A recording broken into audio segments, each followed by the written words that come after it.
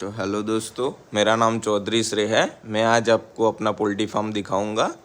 अपने 2 फार्म हैं। ये पहला फार्म है, ये 165 बाई 32 फीट का है और इसमें अपना 35 दिन हो गए हैं बर्ड्स के और बहुत बढ़िया बर्ड्स हैं। अपना अभी फिनिशर चल रहा है और अपना पहला ही बैच है आज पोल्ट्री फार्म का। ये पहला बैच है फार्म बनाने के बाद और ये थोड़ा काम बाकी है। और अभी स्प्रिंकलर चालू है गर्मी की वजह से, तो हमने स्प्रिंकलर सेट करके चालू कर दिए आज। और ये अपना दूसरा फार्म है, ये 185 बाई 32 फीट का है और बढ़िया रिजल्ट है, बढ़िया बर्ड्स हैं।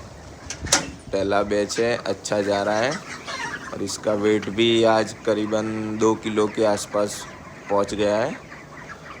और इस अभी तो कोई मेडिसिन नहीं है, पर थोड़ा बहुत देते हैं हर्बल सी और ऐसा कुछ, क्योंकि बर्ड्स को स्ट्रेस ना लगे। गर्मियों में गर्मी ज़्यादा है और स्प्रिंकलर चालू रखते हैं। और अपना कॉन्ट्रैक्ट सिस्टम पे चल रहा है, वो जो पास में लोकल कंपनी है उसके साथ कॉन्ट्रैक्ट है अपना। और अब देखते हैं क्या रिजल्ट देता है। थैंक यू दोस्त।